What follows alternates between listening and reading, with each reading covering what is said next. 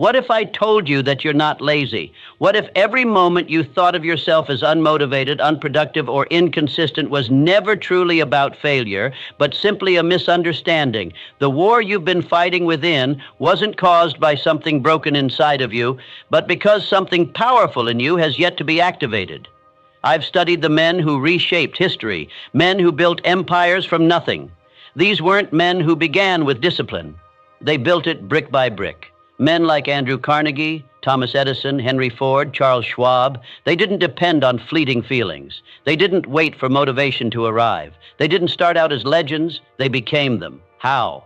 Not through talent, not through IQ, not through luck, but by changing one thing, their identity. And that's exactly what we're going to do right here, right now.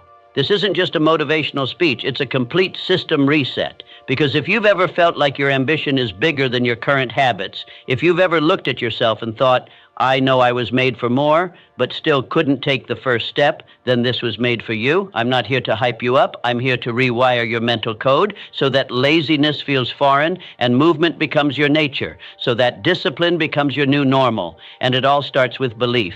Belief that your behavior isn't permanent. It's programmable. Your subconscious mind, the part that drives 95% of your choices, doesn't follow what you want. It follows what you repeat, what you believe, and the story you keep telling yourself. Until that story changes, life will always feel like a contradiction. Big dreams with small actions, loud ambition with silent execution. But today we end that contradiction. Today we begin alignment. And today you stop calling yourself lazy and start speaking like a man who finally understands the truth. I was never lazy. I was misaligned. So stay with me from start to finish, not halfway, not while multitasking, but fully present. Because laziness isn't defeated by motivation. It's replaced by ritual, by identity, by fire, and that's what we're building now. Let's be clear. Laziness is not a flaw in your character. It's a pattern, a signal, a message from your mind and body telling you that your system is misaligned, underpowered, or disconnected from the mission. And here's the dangerous part. Most men don't realize this. They don't question the pattern, they accept it. They believe the lie, I'm just lazy. But I'm here to tell you that laziness is not your nature. It's a misfire in your mental program, a temporary detour. And if you can override it, if you can rewire a system that's been trained by years of hesitation, distraction, and belief left unchallenged, you will become unstoppable. A man who doesn't wait for the mood to take action, but moves regardless. Look at the most driven men I've studied. Carnegie, Ford, Edison. None of them were born disciplined. Carnegie started as a bobbin boy in a cotton mill, 12 hours a day, 6 days a week, for $1.20 a week. He didn't love the work, but he had ambition. Even when poor, tired, and unknown, he moved. Because he understood that movement opens doors and repetition shapes identity. Ford was a farmer's son, not born a builder, not born an industrialist, but he caught a vision and locked onto it. The movement of machinery, the future of travel, he didn't wait for inspiration. He engineered his discipline. He once said, whether you think you can or think you can't, you're right. Meaning, belief fuels movement, not the other way around. Laziness, then, isn't about not working. It's about lacking clear belief, emotional alignment, and purpose. When your subconscious doubts your goal, it shuts you down. Not out of spite, but out of distrust. So don't fight laziness. Erase the lie that created it. The problem with most ambitious men who label themselves lazy is this. They have a powerful vision of who they want to become, but no structure to get there. They dream of freedom, but live in default mode. They admire discipline in others, but never install it in themselves. And the harsh truth? No one's coming to install it for you. No app, no book, no hack. Discipline doesn't live in a tool. It's forged in decisions, in repetition, in rejecting the old story and writing a new one. The subconscious listens for certainty.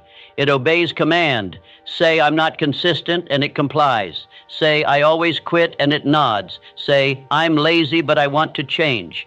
And it hears lazy and programs for it. But what if you rewrote the script? What if you said, I'm the kind of man who follows through no matter how I feel. I do what's hard because my mission demands it. I no longer ask my mood for permission. I act because I said I would. Your subconscious would follow. Because repetition plus emotion equals reprogramming. This isn't fantasy, it's neuroscience. This is autosuggestion, the very principle I wrote about in Think and Grow Rich, and the one I observed in every extraordinary man I've studied. Edison didn't invent the light bulb because he was always motivated. He failed 10,000 times, but he met each failure with belief, with repeated effort, with identity. He believed so deeply he was the man who would bring light to the world. His subconscious refused to let him quit. His body followed what his mind had already decided. And so must you, not with 10 more steps, not with another plan, with one bold decision. I will no longer call myself lazy. Say it aloud. I am not lazy. I am untrained, and I train daily. I am not inconsistent. I am becoming the man who follows through. I am not a quitter. I am a man who builds power through repetition. Say it again until the voice in your head changes tone. Because laziness is not who you are. It's just how you've been programmed. And programming can be rewritten. Let me give you a real example. Charles Schwab, the steel tycoon who worked under Carnegie, once said the most powerful tool a man has is the ability to decide and act again and again without apology. What if I told you he wasn't the smartest man in the room, but he moved, he acted, he repeated? While others paused, Charles Schwab trained his internal system to act before fear, fatigue, or hesitation had a chance to speak. And that simple habit made him essential. He didn't need to be the best. He needed to be the most willing to take action. So I ask you now, what if your so-called laziness wasn't weakness but a message? What if it was your mind saying, I need a new identity, a new emotional drive, a new system of repetition? Because the man who repeats power becomes power. You must rewrite the script you speak to yourself every day. You must stop identifying as the outdated version and start acting as the upgraded one. And here's how it begins. Every morning, declare your new identity out loud, even if it feels unnatural. Every time your mind whispers, lazy, interrupt it with fire. That's not who I am anymore. And every night, don't judge your day by how you felt. Judge it by whether you acted anyway. That's how a builder measures progress. A man who no longer asks his emotions for permission, but moves because his identity demands it. That's how laziness gets rewired. You kill the old narrative, you feed the new one, and you repeat it until discipline becomes automatic. Now let's go even deeper. Let's build the foundation of your execution identity. Every man who ever achieved something exceptional didn't depend on feelings. He relied on systems. He built structures that didn't ask, how do I feel? And they asked, what must be done? This is the great misunderstanding buried inside ambition that feels lazy. The lie that powerful action must begin with powerful motivation, that you need an emotional surge before you can start. But let me be clear, discipline is not emotional. Discipline is ritual. And when you install ritual, movement becomes inevitable. Look again at the men I've studied and admired. Take Henry Ford. The man didn't just build cars. He revolutionized movement. But how? Not through emotion, through design. The assembly line wasn't born because Ford was in a good mood. It was built because he refused to wait for one. He engineered a system that moved regardless of how anyone felt. The machines didn't care. The system functioned. Ford treated his mind the same way. He forged a mental structure, a blueprint of thought repeated so consistently that success became automatic. That is the mentality you must install. Don't say, I want to be disciplined. Say, I will build a system that makes discipline automatic. Because the men who wait to feel ready stay stuck, broke, and buried under excuses. Let me give you another example. Thomas Edison. Do you really think he felt like testing thousands of filaments for the light bulb? Thousands of trials, thousands of failures. He didn't do it because he was inspired every day. He did it because he had a process, a team, a system, a laboratory. He documented everything. He followed structure. Genius wasn't born from bursts of inspiration. It was built through relentless iteration. Let's simplify it. Discipline equals energy plus clarity plus structure. Energy comes from your physical state, so stop acting like sleep, nutrition, and focus don't matter. Clarity comes from your purpose, so stop setting goals you don't actually believe in. And structure is the trigger system that makes movement non-negotiable. Want to stop being lazy? Then stop waiting for clarity at 10 a.m. after scrolling your phone. Wake up and activate your system before the noise of the world takes over. Here's a simple system. 3 steps. Wake up. Don't check your phone. Speak your identity out loud. Just 1 sentence. I am a man who executes before emotion speaks. Then do one hard thing. Not for results, for proof. Because every action you take isn't just motion. It's programming. Each time you move before you feel ready, you weaken the old self. Each time you speak belief aloud, you silence the inner doubter. Each time you show up without applause, you install an identity that does not break. That's how discipline is built, not in explosions of energy, but in repeatable patterns. Take Charles Schwab again. He wasn't Carnegie's right hand because he had the highest IQ. He had presence. And presence is repetition. He walked the factory floor daily, not once, daily. He inspected, encouraged, enforced consistently. Why? Because his power was built through consistent presence. That was his system, and that system made him powerful. So now it's your turn. Stop calling yourself lazy. Start calling yourself in training. Stop waiting to feel ready. Start executing because your mission requires it. Install this belief. My discipline is not a feeling. It's my operating system. Say it again. Say it until it sticks. Because the man who acts without consulting his mood becomes unstoppable. But let me give you the warning most men never hear. If you don't build your own system, the world will build one for you, and it won't serve you. It will be a system of drifting, of scrolling, of reacting. You'll check your phone 35 times before noon. You'll wait until the last minute. You'll call your distraction urgency and your hesitation caution. That is the structure most men live in, and that is why most men stay average. But not you, not anymore. You are rebuilding your pattern. You are installing execution. And here's the rule of installation. Do it daily. Do it first. Do it anyway. Daily, so the pattern takes root. First, before the world distracts you. Anyway, regardless of emotion. That's how you become the man who no longer waits to be ready. He just moves. Do this for 1 week, and your mind will begin to shift. Do it for 1 month, and your identity will begin to rebuild.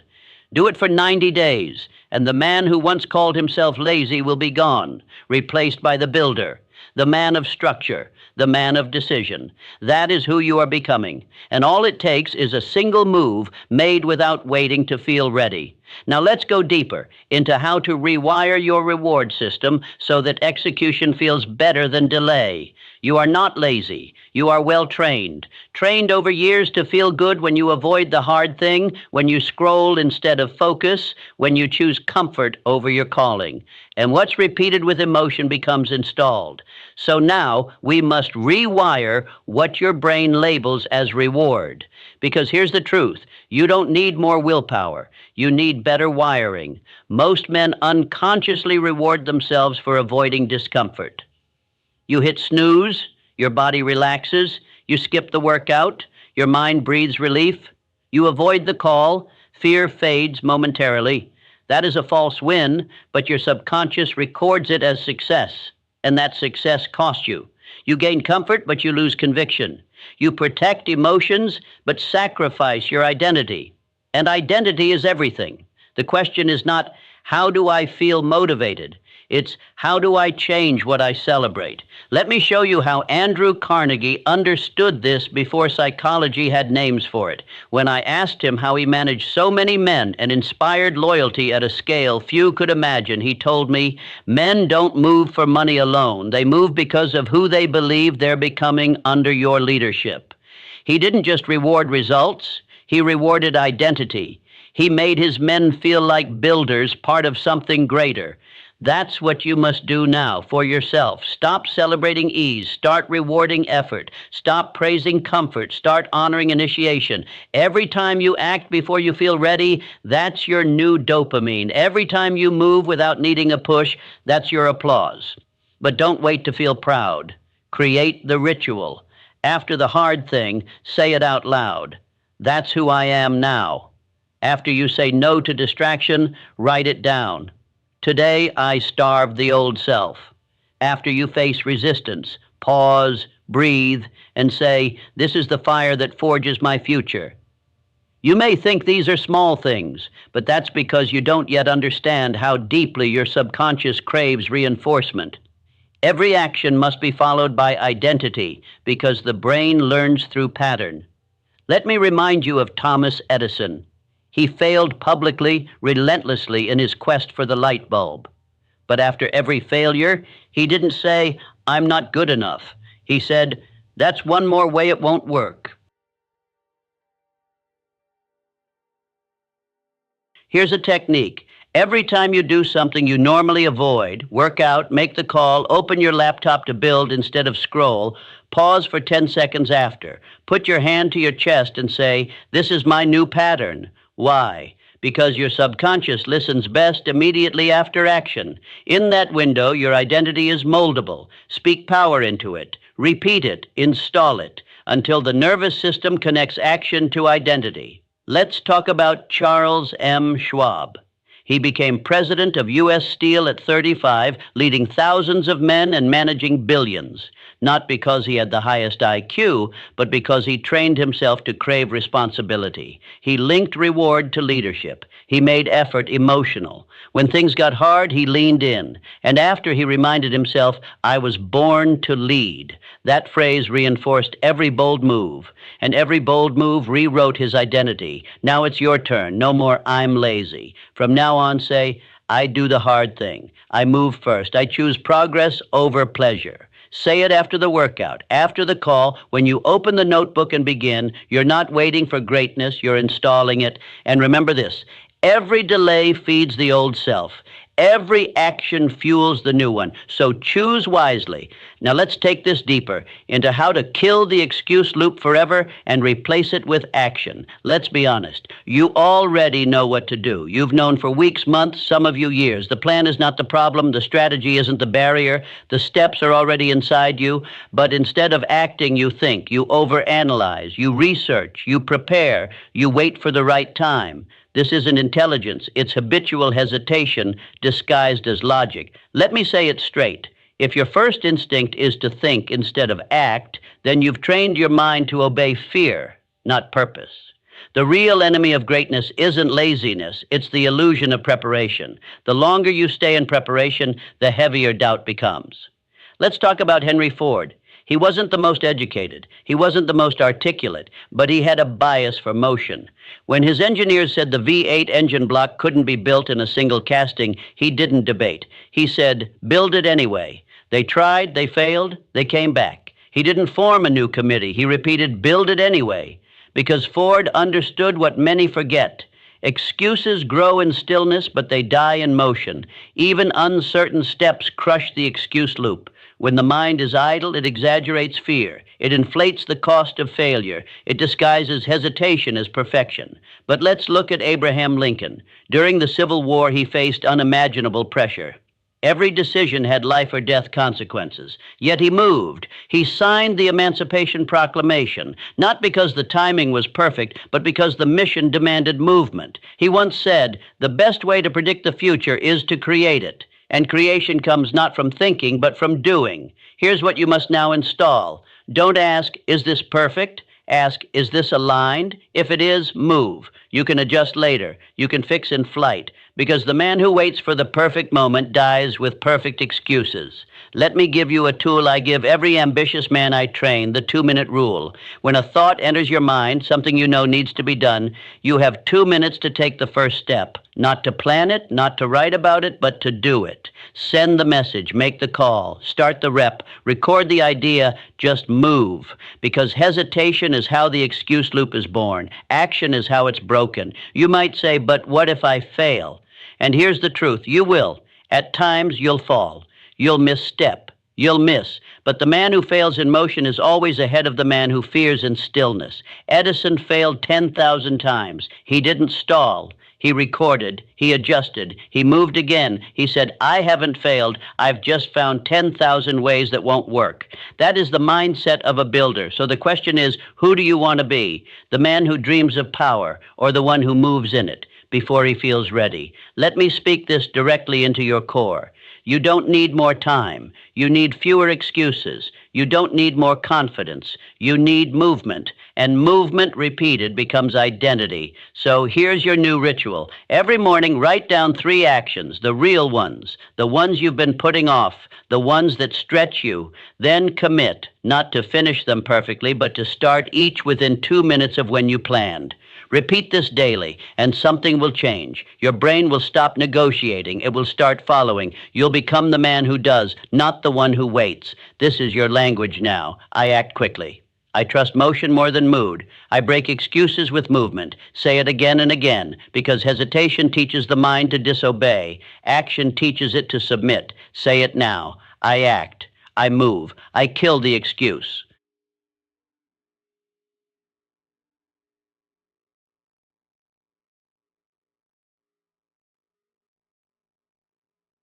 There comes a point when every man must stop negotiating with who he used to be, not softly but with fire. Because if you leave any path back to the old you, to your old habits, your old comfort, your old excuses, transformation will always remain optional.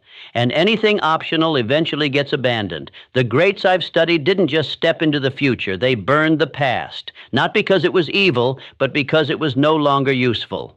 Let me take you to Hernán Cortés, the Spanish explorer. When he arrived in Mexico and saw they were outnumbered, he knew hesitation would kill them. So what did he do? He burned the ships. No retreat, no safety net. Only forward, only conquest. That is the mindset you must now adopt. Because if you leave the door open to the man you were, he will call you back. You'll return to your snooze button. You'll drift back into comfort. You'll tell yourself, just this once, until that becomes your new identity again. But when you burn the bridge, when you act with finality, you declare, I am never going back.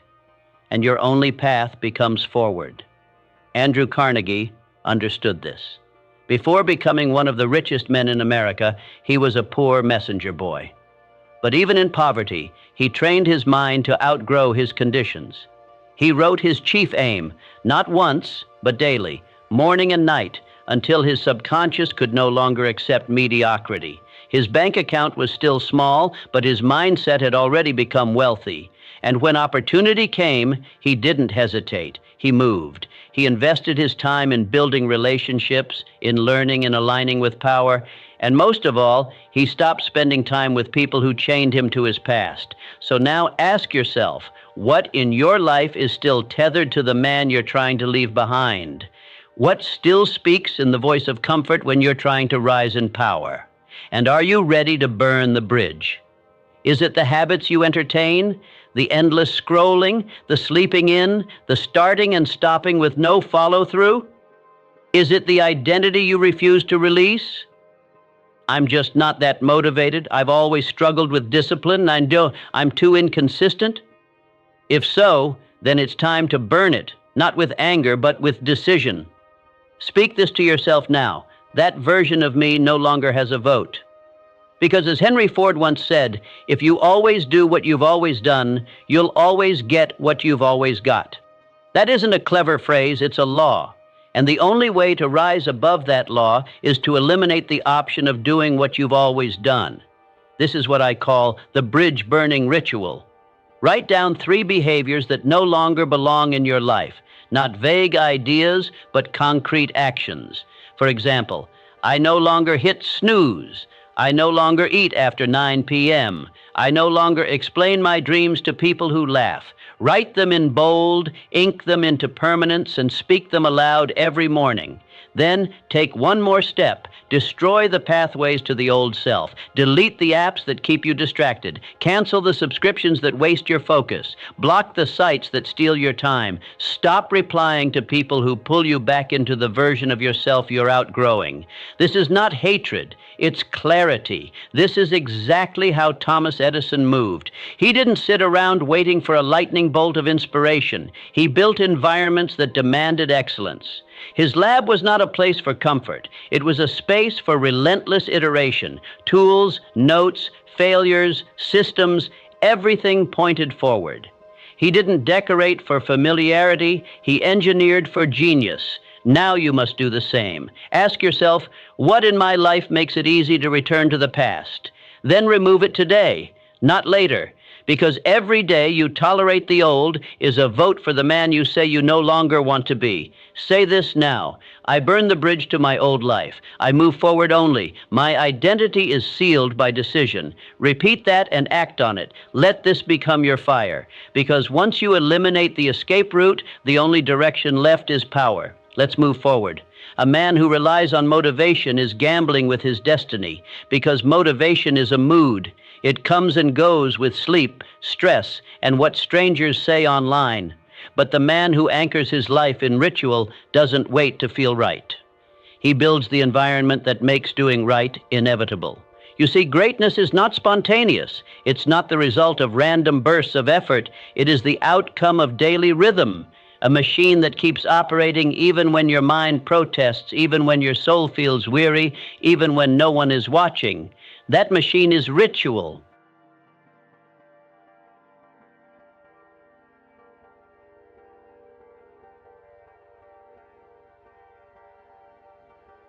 This is what I taught in Think and Grow Rich, and what I witnessed in every man who built anything lasting. Daily non-negotiables, not built on emotion, built on structure. For me, it included autosuggestion, writing my definite major purpose, and time set aside to reflect and visualize, not flashy, not dramatic, but foundational. The same was true for Edison. He didn't wait to feel ready. He ran his system over and over. Each failure became part of the rhythm. Each day he didn't succeed, he learned. And because he stayed loyal to his ritual, he didn't just make a breakthrough, he made 1,000. Now ask yourself, do you have a system, or are your days built on luck, reaction, and hoping inspiration finds you? If your days are random, your results will be too. But when ritual leads the day, your identity transforms on autopilot. Let's bring back Henry Ford. He didn't build a revolution by wishing. He built the assembly line, a system of small steps repeated daily with no emotion and minimal variation. That's what gave the world the Model T. Now apply it to yourself. Your habits are your personal assembly line. Morning routine, evening reflection, hour-by-hour structure. Not perfect, but predictable. Not impressive, but immovable. Here's the key. Your rituals must reflect your identity, not just your goals. You want to be disciplined, then act like a disciplined man, daily. You want to be focused? Then eliminate the decisions that sap your mental power. Wear the same thing. Eat the same meals. Plan tomorrow before today ends. Automate what doesn't matter so you can focus where it does. Look at Charles M. Schwab, Carnegie's right hand. He carried a notebook everywhere. Each night he wrote down the 6 most important tasks for the next day, ranked by priority. He learned this from Ivy Lee, his productivity advisor. The promise? That this habit alone would transform his organization. And it did. Because Schwab stopped depending on memory and mood. He gave decision-making to ritual. No debate, no delay, just execution. Carnegie once told me, concentration is my motto. First honesty, then industry, then concentration. That was not a slogan. It was strategy. He didn't run an empire by exploring every opportunity. He built it by protecting his focus. When distractions came, he listened respectfully and returned to the furnace of purpose. So now ask yourself, do you allow every notification, every opinion, every impulse to hijack your focus? If so, your future is not being stolen by failure. It's being drained by distraction. Henry Ford didn't revolutionize the world by multitasking. He built one car, one model, one method. When asked why only black, he replied, "You can have any color as long as it's black." He wasn't being sarcastic. He was being efficient. He didn't chase applause. He chased precision. Ford understood what most never do. Focus is not limitation. It's liberation. He eliminated unnecessary decisions so he could focus on what mattered, mastery. And that's what you must do now. Strip the noise, build the machine, burn the bridge, and commit with fire.